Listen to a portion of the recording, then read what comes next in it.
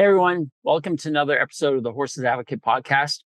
I'm Geoff Tucker, your host, and some of you who follow me closely on this podcast may have noticed that there have been a few weeks that I have not been recording. And there's a lot of reasons for it. I can think of about a dozen.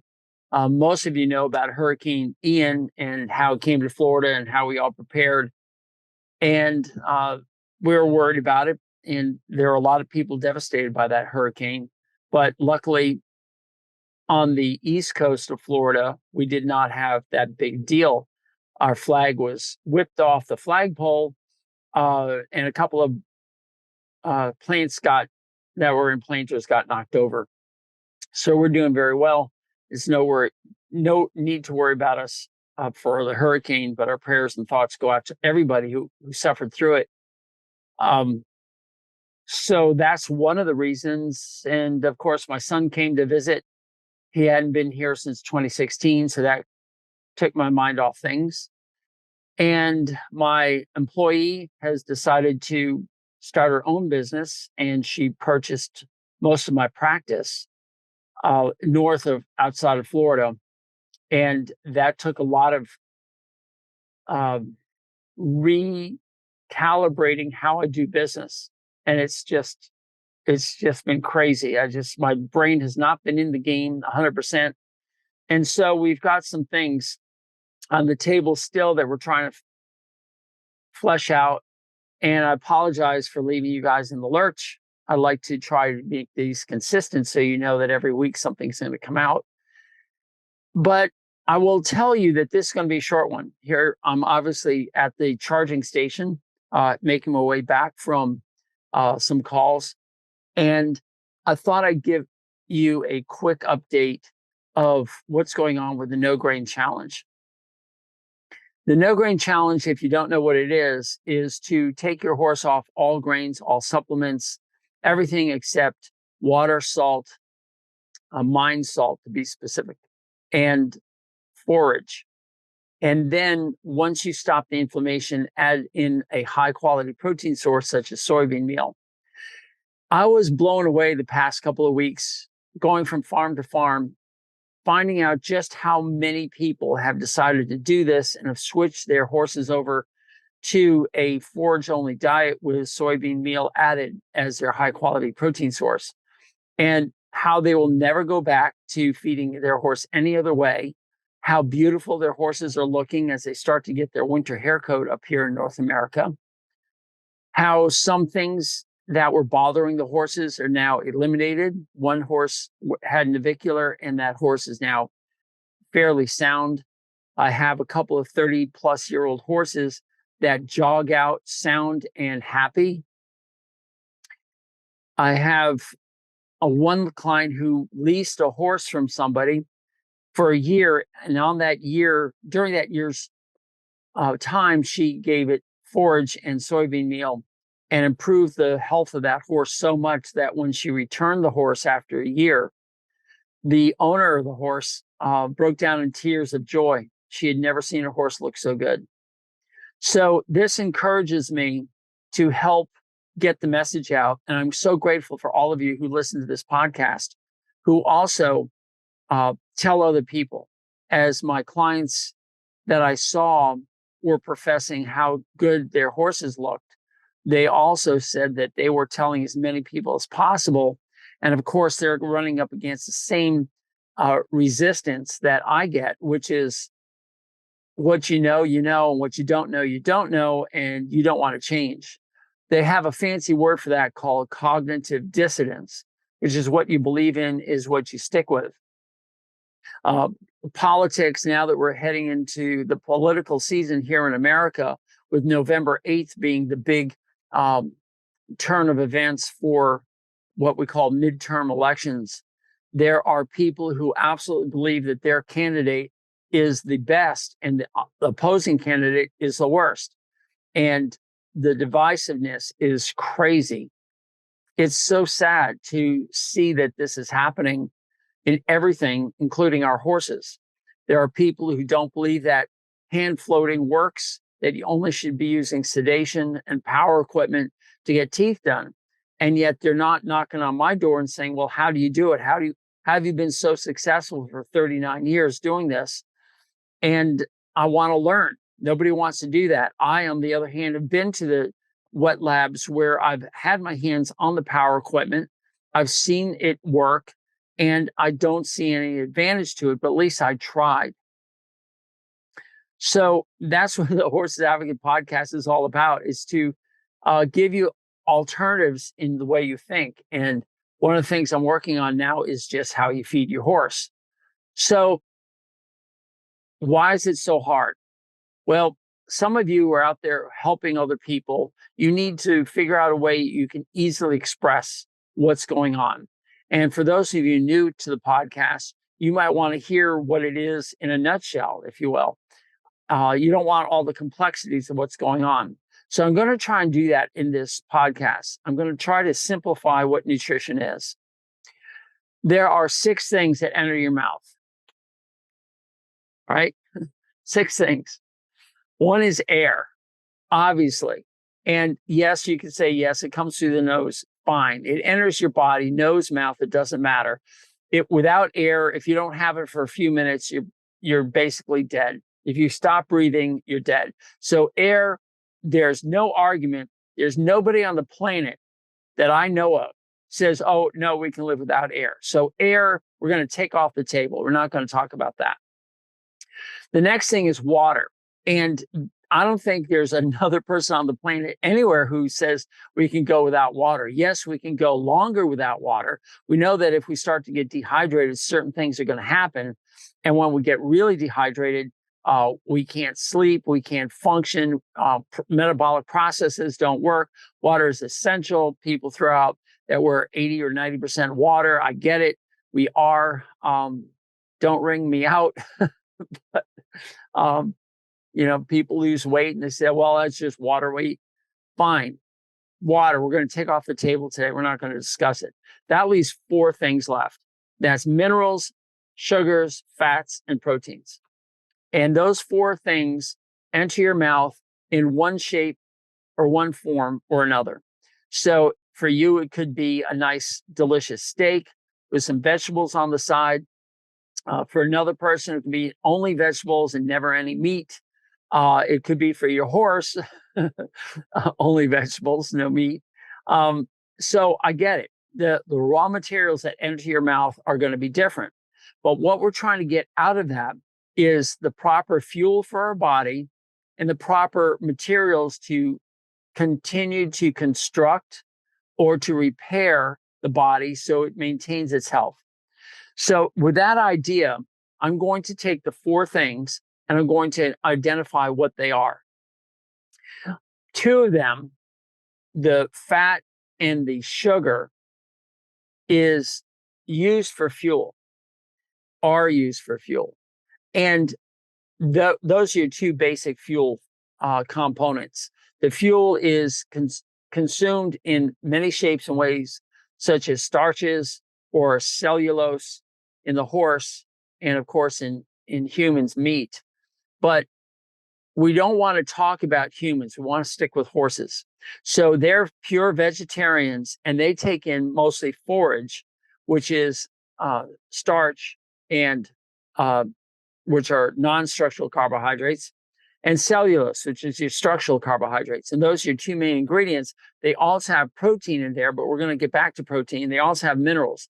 The minerals basically come from water. So you want to continue giving water, not just for the nourishment of the hydrogen and oxygen, the H2O, but the minerals that come in with that. And there's also going to be minerals in all your foods. They come from the soil. They're incorporated in the plant. And it's confusing because a lot of people think we have mineral deficiencies, or some people are worried about excess minerals, such as iron.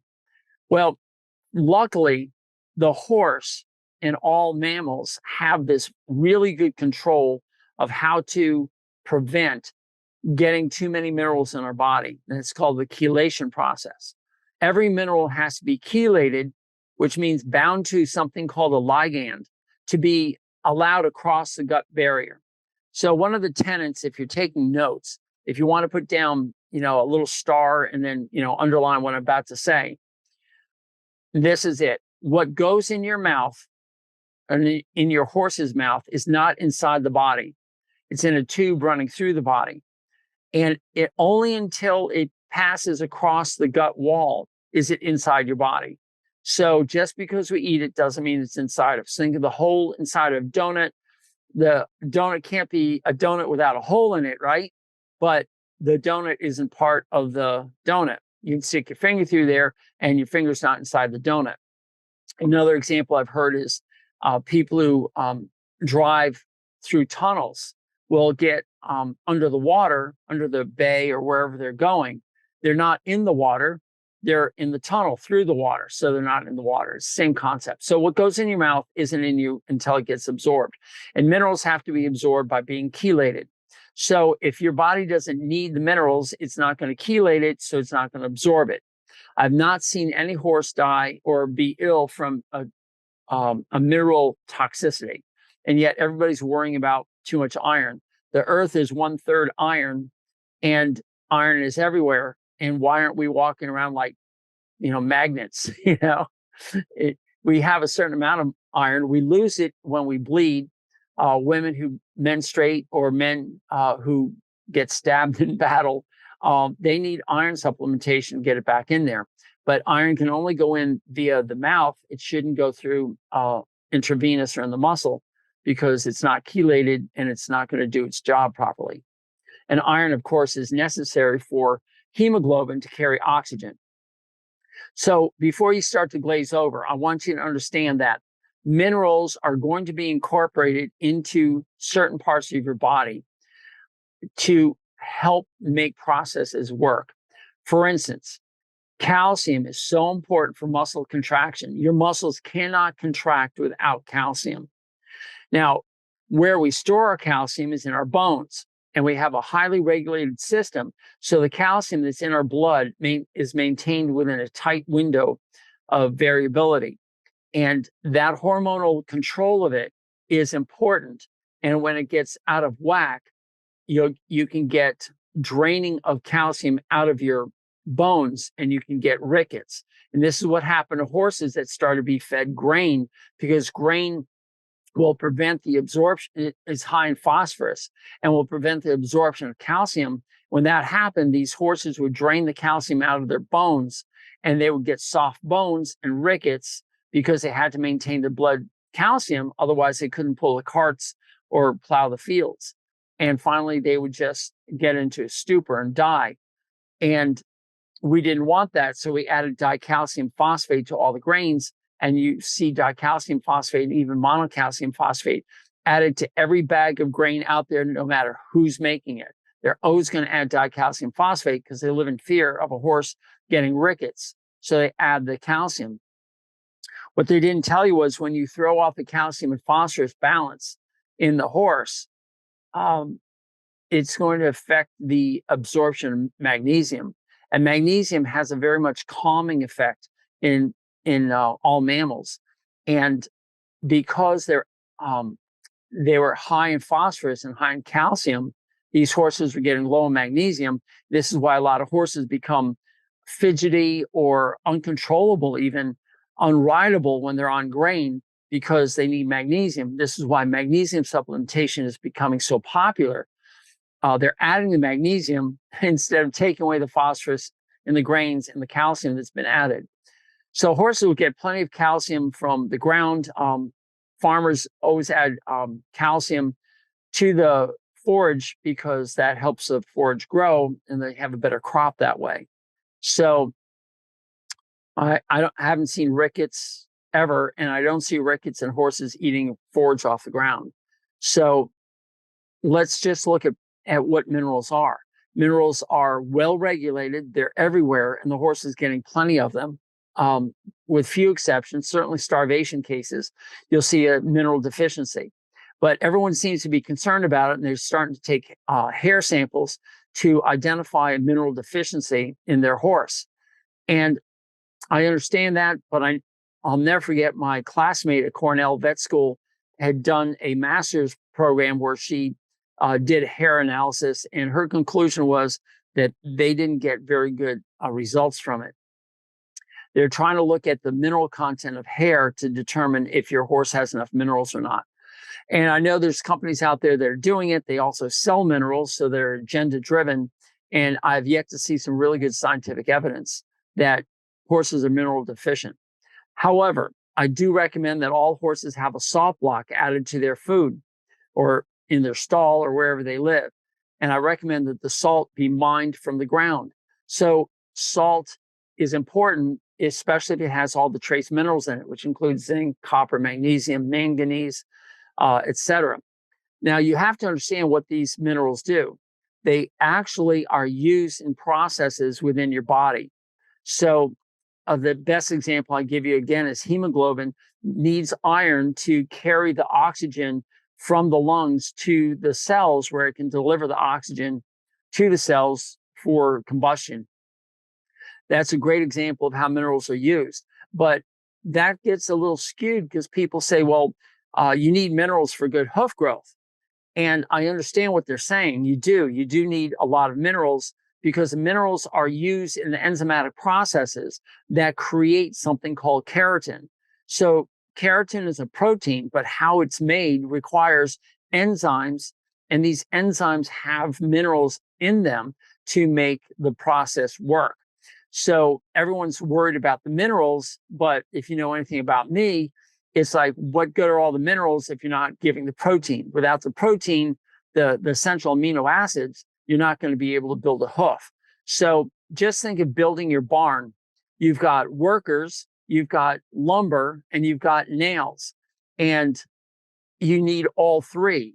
If you don't have all three, if you only have nails and workers, there's no lumber. If you only have lumber and workers and no nails, you're still not going to build a barn.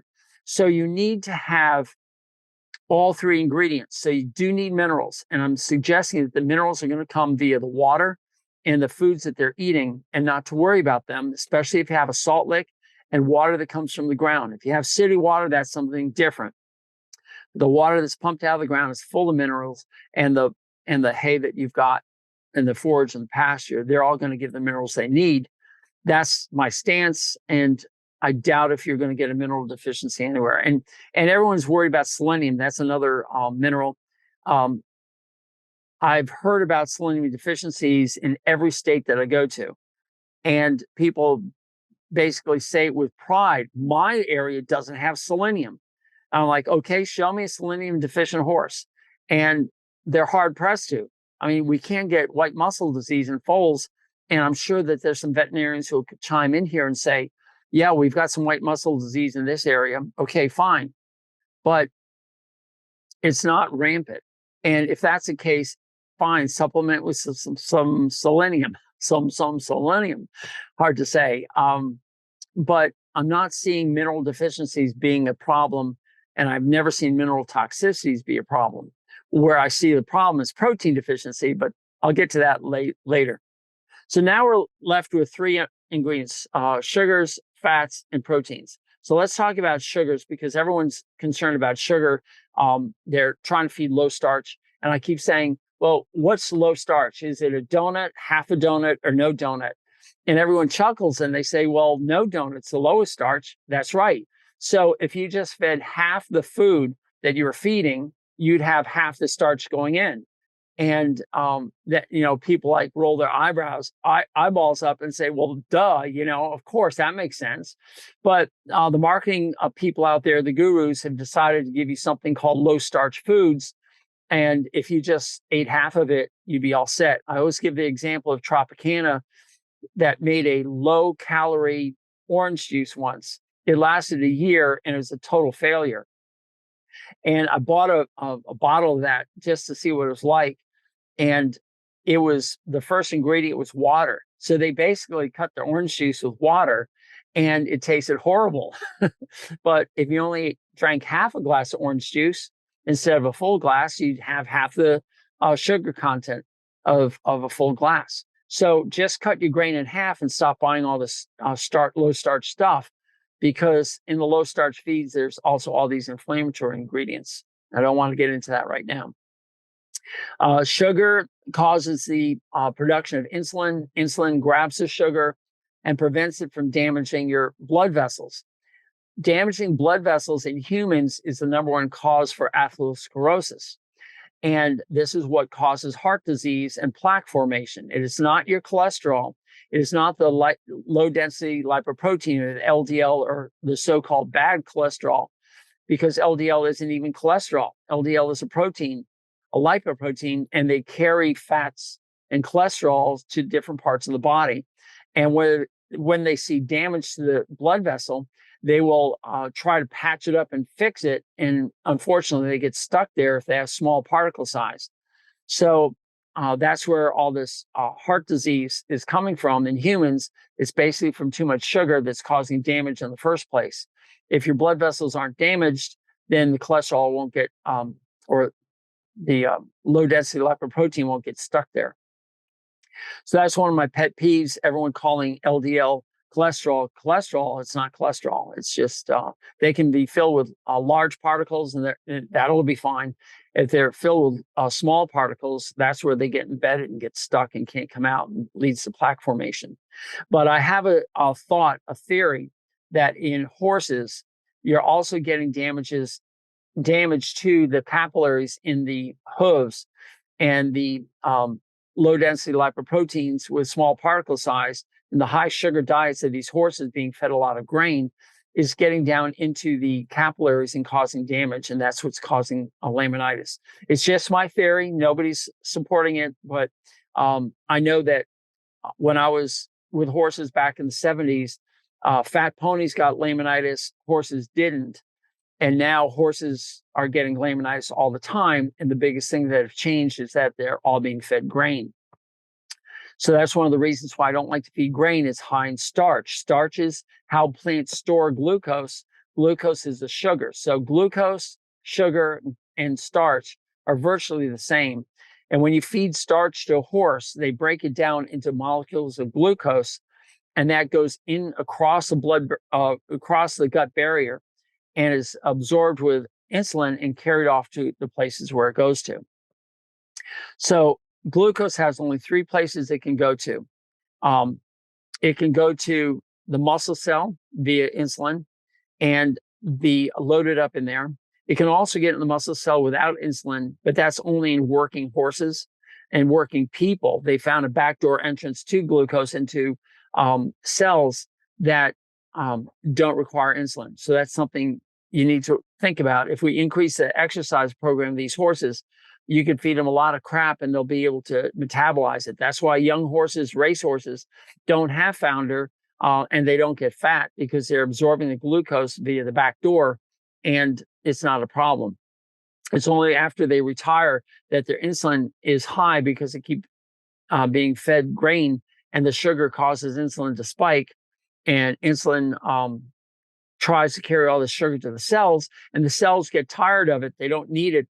They're filled. All their storage is filled, and they don't have a place to use the glucose. So the glucose is turned away from the muscle cell, and that's what we call insulin resistance. The insulin that's carrying the glucose tries to put it into the muscle cell, and the muscle cell says, "No, we have enough. Go away."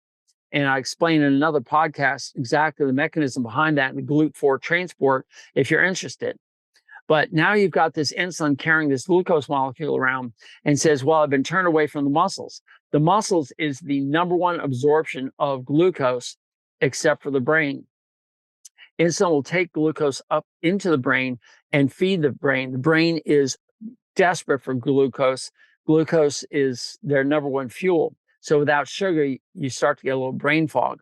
So anyway, the insulin goes around and it goes to the liver, and it says, would you like to store the glucose here as glycogen? And glycogen is how we animals store glucose, whether it's in the muscle or in the liver. And that in the liver, it gets all filled up and says, no, I don't need it anymore. So it turns it away. So it's insulin resistant at the muscle and at the liver. So now glucose only has one other option, because it can't just turn it loose, because that's going to cause damage to the lining of the blood vessels. So it turns all glucose into fat.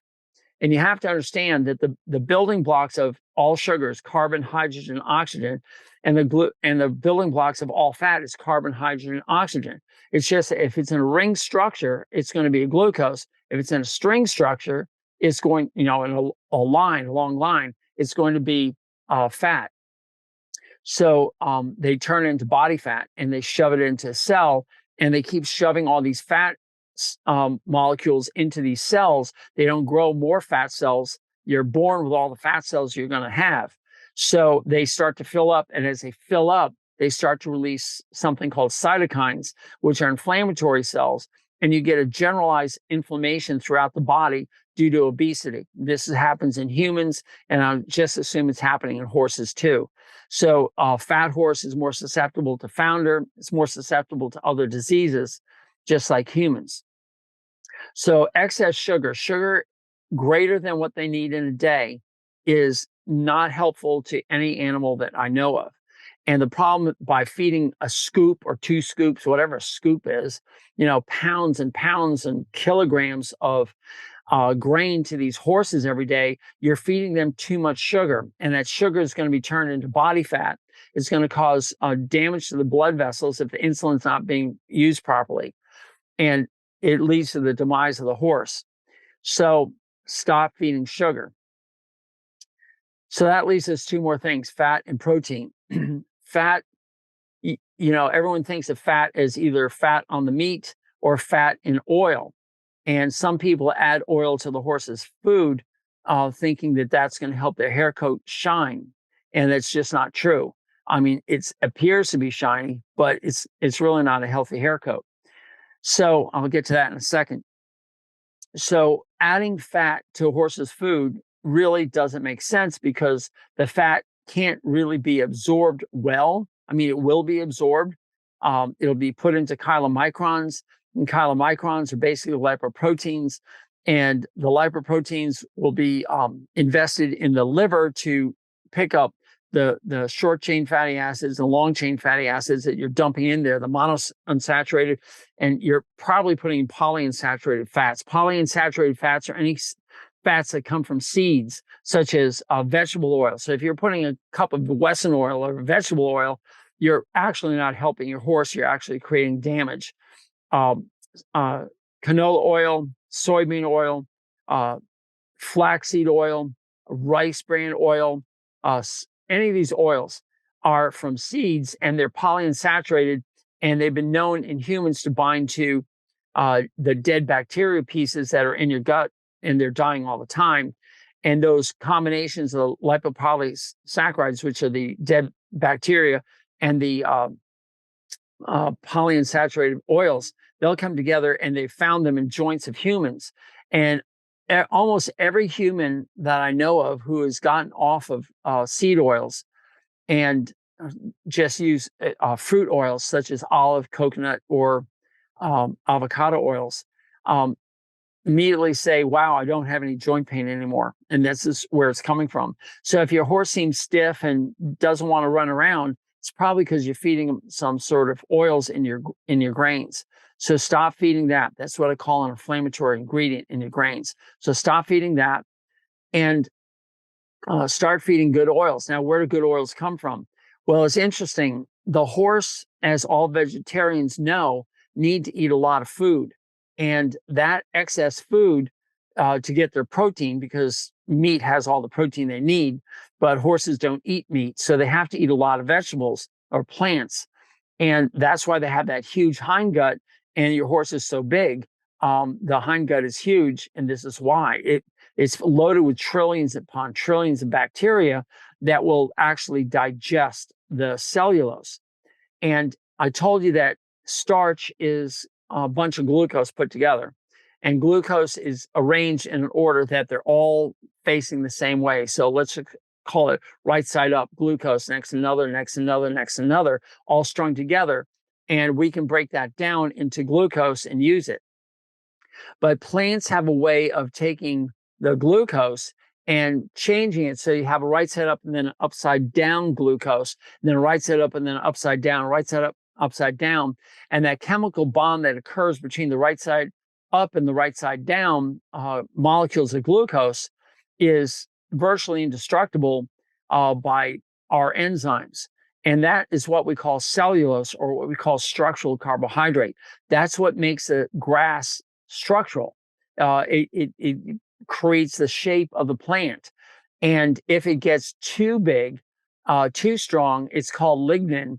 And this is what we call bark or branches, woody. It means that the cellulose has become woody, and horses cannot digest woody things. All ruminants can. That's why ruminants are the best in class digestive system on the planet.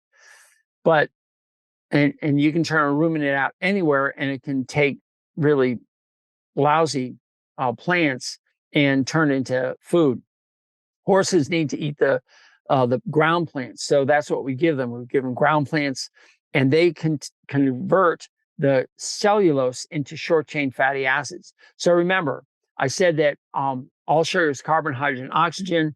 All fat is carbon, hydrogen, and oxygen. So it takes the ring structure of the sugar, the glucose, and then the upside down glucose, and it breaks it into this long, this stretch of, I think it's 4 or 6 carbons. That's the short chain fatty acid called butyrate, acetate, and pyruvate. And butyrate is also known as beta hydroxybutyrate, which is what butter is, by the way, and that's why butter is so good for you.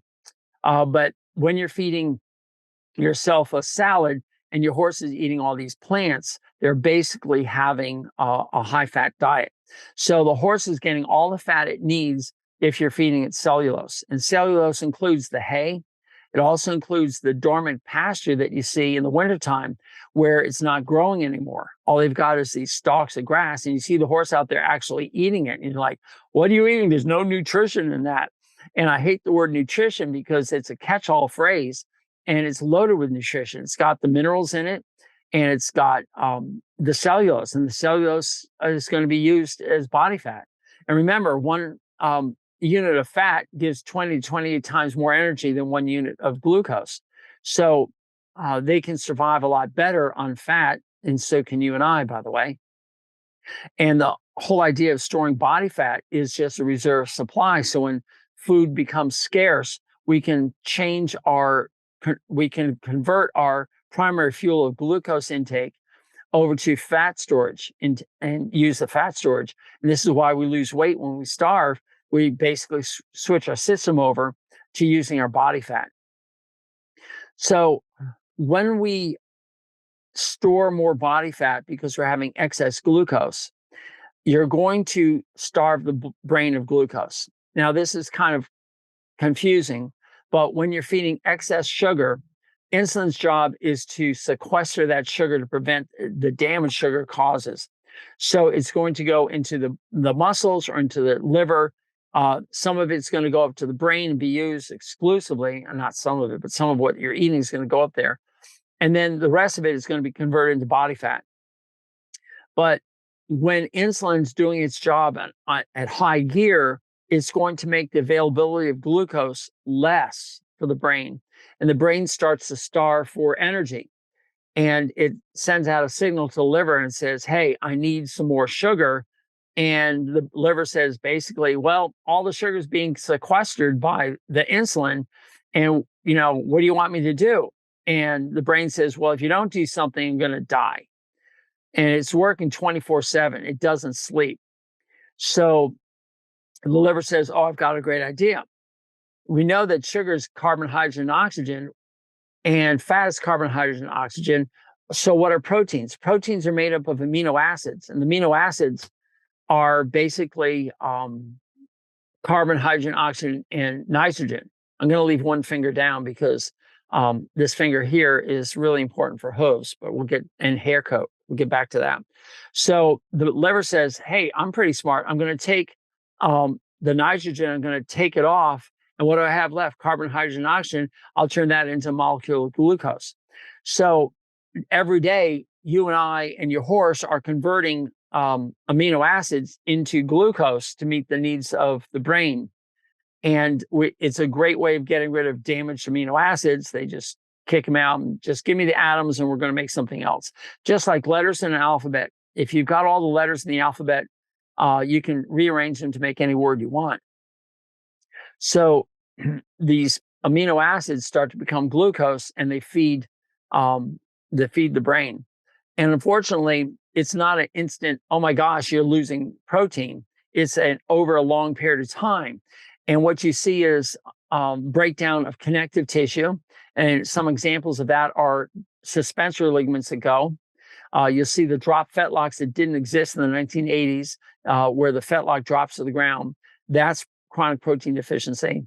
You'll see hooves that look crappy. That's chronic protein deficiency. A haircut that doesn't look good, chronic protein deficiency. You have enzymes. You have neurotransmitters. Neurotransmitters are all proteins, and the proteins are being consumed. And so you have degeneration of nerve processes, such as what we see in the hypothalamus to pituitary connection, which leads to what everyone's calling Cushing's disease. But that, again, is chronic protein deficiency. You'll see muscle wasting. It goes along the top line first, and you say, oh my gosh, I need a new saddle. Look, the top line looks bad. And what everybody does is they add more sugar, which adds more fat, which covers up the top line. But if you took all that fat off, you see that all the muscle's being absorbed. You see this in older people at the mall. They're walking around, you knock into them and they'll fall over. They don't have the muscle anymore. So this chronic protein deficiency is leading to so many problems in the horse, lamenesses and illnesses such as Cushing's, laminitis because of breakdown. So you need to be adding high quality protein, and it's just not in the grasses. The problem with our grass is that you have a fence between the horse and all the other plants that they could eat. If you turn the horse loose and let him wander from wherever you live to the northern parts of the country in the summer and the southern parts in the winter, you're going to see that they're migratory animals. They do a lot of migration, and along the way, they're going to get the plants they need to get all the proteins that they need. But unfortunately, we put a fence up, we put in one or two grasses into their paddock, we buy one or two grasses or legumes in their hay, and they just don't get everything that they need. So they're chronically protein deficient on the intake. And because you're feeding grain, they're chronically losing protein through this gluconeogenesis, or the conversion of proteins into glucose. So the combined effect of those, that mathematical equation, if you will, is the net loss of protein in the horse. And over time, it will take its effect. And this is why horses at 12 or 18 years old are either lame, they're out of service, or they're retired. And by 24, you see their cheek muscles gone. Certainly by 30, the cheek muscles are gone. You see the hollow over their eye socket getting deeper. You start to see this fat horse be lazy because it just doesn't have any energy anymore. And it's all because you're chronically feeding them excess glucose. And the easiest way to stop feeding excess glucose, there are two easy ways to stop feeding excess glucose. One, stop feeding grain, because grain is almost pure sugar. And you don't want to be feeding sugar, nor the inflammatory components of these seeds that cause the inflammation, cause your horse to become ill with watery diarrhea, the squirts dribbling down them, the hyper irritability, the unwillingness to become connected or become a willing partner in whatever sport you're in. This is all due to inflammation and excess sugar intake from the grains. The second easy way of getting rid of sugar is look at another man-made idea called hay. And we'll cut hay in the summer, and then we save it, and then we feed it because we're under this illusion that horses need to have food in their stomach all the time. This is one of those unproven sayings amongst horsemen. Oh, you have to have food in their stomach all the time, otherwise you're going to get gastric ulcers. And it's not true. As far as I know, horses can easily go 12 hours without food, and they don't need it. The key secret is make sure that they have their stomach filled with some sort of food before you start exercising them, to prevent the sloshing of the acid up against the sensitive part of the stomach that creates the ulcers. So make sure they have their belly full of hay, and then work them, especially if you're in the racing industry, because that's what I was told by the guy who developed GastroGuard at a conference that I went to. He said, look, if you want to stop gastric ulcers, just feed your horses before you gallop them around the track. But if you don't, then use our GastroGuard. That There was truth out of this guy, and now you won't hear anybody say that, but that's what's actually happening. So gastric ulcers are basically due to feeding grains that disrupt the biome, the microbiome, the bacteria that's in your gut, and it causes bad bacteria to secrete things that create damage to the colon, especially the hindgut, and that's where a lot of this misbehavior that comes from, unwillingness to load on a trailer, bucking as you start to ride, and basically becoming disagreeable. You take them off grain, and within 10 to 14 days, you'll have a completely different horse. So that's why I recommend, just if you have behavioral issues, step one, stop feeding grain. Don't feed them anything but ground plants, water, and mined salt. And then when that comes around, everything's fine, then start adding the high quality protein, which in the best case is soybean meal. And I go over this many times in blogs and podcasts. So you should go to the Horse's Advocate to learn more about what that's all about. So now I've covered all of them. Soybean meal is protein that's going to replace the connective tissue. By the way, one of the connective tissue issues is dentin. And I remember in vet school, I never heard anything about fractured cheek teeth. And now horses left and right are having fractured cheek teeth. Now, I know we're not doing the study, but there could be a strong correlation between feeding horses a lot of grain and them losing the dentin, and that causes some of these fractures, cheek tooth fractures. Again, I'm just theorizing, but I think if you want your horse's teeth to stay in shape, you got to stop feeding sugar and keep the protein up. I know that cavities in humans back in the 1930s, it was discovered that it was oatmeal. And it's not just the sugar of the oatmeal, but it's the lectins or the proteins that are in the seeds that are causing dysbiosis in the mouth that causes the acid to start eating away at the teeth. So if you're a big oatmeal fan and you've got cavities, look out. But I think that fractured cheek teeth is a new disease. I think the equine odontoclastic tooth resorption hypercementosis, what we call EOTRH in horses, incisors, where the front teeth just start to fail and come out and they get really ugly looking. That wasn't in the textbooks in the 1980s. So I believe that's a leaky gut syndrome that's causing the death of the bone underneath the teeth that are causing the teeth to become a secondary fallout from that disease. So stop feeding grain. That'll help that process, prevent that process from occurring. I can't think of anything that grain helps a horse with other than they're older and it's winter and they're just becoming too thin. They're basically, grandpas and grandmas. And if you want to start feeding them something, you can start feeding them whole oats. That's the tried and true grain of horsemen, to feed some oats to get some fat on them, but at all costs. I mean, when the green grass starts to come up in the springtime, stop feeding the oats. Don't get them too fat. Leanness. I mean, we spend millions, billions of dollars trying to make ourselves look lean, to have a rib show. But as soon as a rib show's on a horse, horse owners get all freaked out and they say, "Oh my God, he's losing weight, and we've got to throw some grain at him to fatten him up." Well, what's happening is when you start to see ribs at indentation, you're also losing muscle because there's tons of muscles between the ribs. You want to see muscles come back, and muscles take, a year to come back. And you have to remember what muscles are. And most of you will say, well, muscles are necessary for us to move our bones to travel someplace. Well, yeah, that's a nice side gig that it has. But muscles are actually the number one place to store sugar. It can store sugar better than anything else. The liver's number two.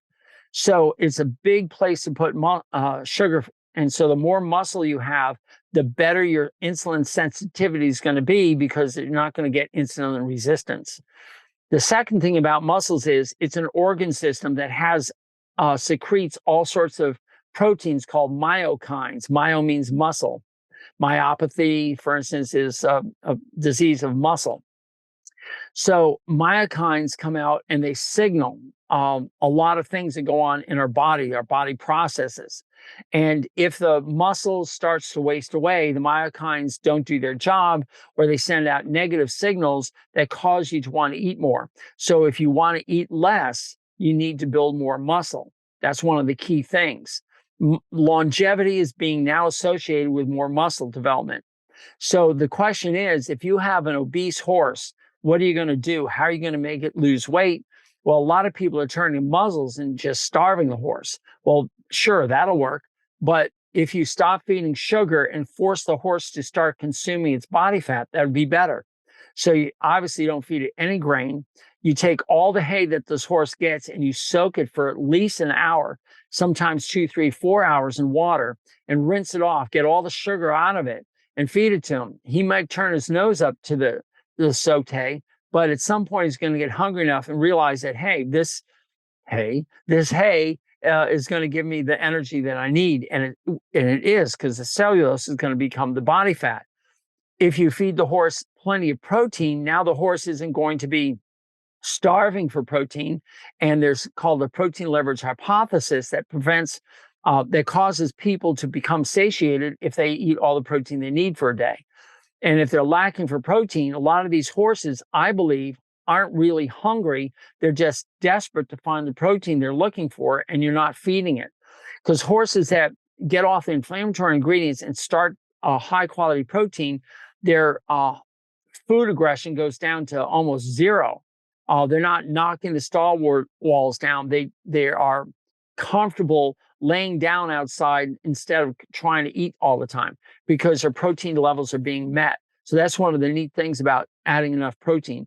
Same with humans. If you eat enough protein, and we're trying to aim for 1 gram per pound of body weight, then you're not going to be as hungry all the time. So you're not going to eat as much, and you don't use as much calories. So your body's going to start to consume the body fat that you're carrying around. Same with a horse. And as the body fat starts to be consumed, there are going to be changes that occur in the metabolism. So you're going to get this steady state where it's going to be balanced out. So they stop consuming the body fat.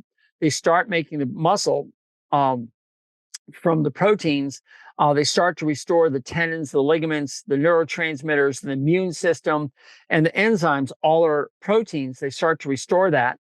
When that happens, now they're living the way they've evolved to live. And over time, and sometimes it takes up to 2 years before you get to see the whole horse come back. And why I say 2 years is it's pretty evident to me that horses, once they eliminate the inflammatory ingredients and start consuming adequate amounts of high quality protein, after 1 year, the skin conditions that a lot of these horses have become a lot less, and they're more manageable. And then after 2 years, you don't even fly spray them anymore. They do just fine out there. And that's shocking for most people that have the ventral midline dermatitis and get the hives and get the skin rashes and all these other things. It takes 2 full summers. And by the 3rd summer, you just turn them out, and there's really no need. Yeah, you give them a bath every once in a while, but it's not the skin problems just go away. But that tells me that it takes years for the horse to rebalance themselves. So if you want to do anything and take away the grain and put on, give high quality protein, also get a diary, a journal, and label it with a horse's name and put in the entry. On this day, these are all the things that are wrong with my horse. And use as many descriptive words as you can. Talk about the top line, talk about the skin condition, talk about any lamenesses, any illnesses, any medications he's on, and write all that stuff down. The hooves, what condition they're in, and put a date on it. And then every week, just start adding to your journal. What do you see? Most people have a non-sweating horse start sweating in about 3 or 4 days. And that's really profound. I mean, that's just monumental for so many people. In 2 weeks, you have a newly behaved horse. You have a horse that's calm, more connected, more willing. After 6 months, they're standing there to be groomed and clipped without swishing the tail and picking up their feet, saying, "Hey, I'm irritated. Don't do that." The following summer, you say, "Gosh, he still has some skin problems, but it doesn't seem to be as much." Maybe after 6 months to a year, your farrier said, "Wow, I don't know what you're doing, but keep it up, lady. There's, the hooves look great." You put that in there. If your horse has Cushing's, discuss with your veterinarian how you want to go about this. If he's on the percent of pergolide, you might want to monitor and see if he still needs it. Maybe decrease the dose. Again, your vet can help you with this. And maybe you'll find that you don't need to be feeding that anymore. Maybe you'll find that the hair coat starts to improve because the hoof and the hair coat are all protein. And as you start adding protein, it starts being used for that. Most people notice in as little as 2 weeks a more luxurious, lustrous hair coat. So that'll be something you put in your journal, and then keep it going. So at your second summer, say, "Wow, the skin conditions are a lot less. The horse is still happy. He's got a nice top line. He doesn't carry any of his excess fat. He's a willing partner for me in dressage or reining or jumping or eventing." Or at the end of the event, you've done the cross country course, and all the other horses are huffing and puffing, and your horse is sitting there saying, "I'm fine. I'd like to do this again," because their recovery time has gotten greatly reduced because they are now metabolically fit, not just muscularly fit. And when you get the metabolism right, you have a horse that's just wonderful. So this podcast was supposed to be short, and now I see it's almost an hour. It's 50 some odd minutes. I just wanted to put all this nutrition into one nutshell that you can play over and over and over again and keep getting these things. But it boils down to stop feeding inflammatory ingredients, stop feeding excess sugar in the form of the starch of the grain and the starch of the hay. And you can do that by soaking it. And 3, add high quality protein and sit back and watch your horse change. Make sure he has plenty of water and a salt lick that's mined from the ground, such as Redmond salt or Himalayan salt. And not the white salt, and certainly not the trace mineral salts, the red salt blocks, because that has sugar in it. And stop feeding your treats of carrots and sugar cubes and so-and-so's treats. Just feed a peanut in the shell. The peanut is a legume, just like alfalfa. And horses do well on a peanut. Just give 1 or 2 peanuts as a reward, and that's all they need. So you're going to find that your life becomes easier. The horse is going to feel grateful. He's going to be more relaxed in your stall, and life is going to be good for everybody. So, and you're still going to need your vet. We're not trying to get vets, to go away.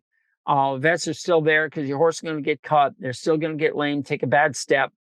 There's still reasons that you're going to need your vet out there, but you're not going to need them to test for insulin resistance or for laminitis or for Cushing's disease, because we're going to the root level and eliminating that from happening. So your horse is now going to be a lot more happy, hopefully never colic, and just be perfect. So that's what I'm trying to do. Your farrier's going to like you because now shoeing your horse, if you put shoes on, it's going to be better. Or if you're a barefoot type of person, your hooves are going to stand up to the terrain that you work your horse over. So that's really what I got to say. We're trying to make the horse better at the Horses Advocate. We're helping horses thrive in a human world, and we have to stop listening to all these agenda-driven companies that want you to feed their stuff or apply their stuff to your horse to improve their condition of the horse. You just have to understand how they evolved to eat. And until we're willing to take the fence down, let them all graze around and find their own protein sources, you're going to have to do this. So that's it. Doc T here. Please go to thehorsesadvocate.com to learn more. Become a member if you like this. That helps support this cause. My goal is to give more and more time to these podcasts, to the website, which is hard to do as I'm running around the country floating horses' teeth. But it's a good way to help people understand by meeting face to face.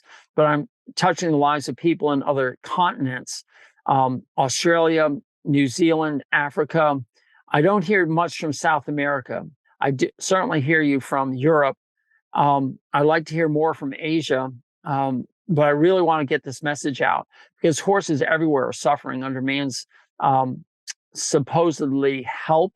And we just have to understand that they don't really need as much as we think they do. They just need the best that we can give them, which is high quality protein and just ground plants, salt, and water. All right, that's it. Doc T, join me at thehorsesadvocate.com. If you become a member, we do deep dives in some of these subjects. We also do Ask Me Anything, and it's where you can reach me and ask questions. That's it. Got to go. Charging's done. See you later. Hey, everyone. Doc T here. Thank you for listening to my content. Would you do me a huge favor?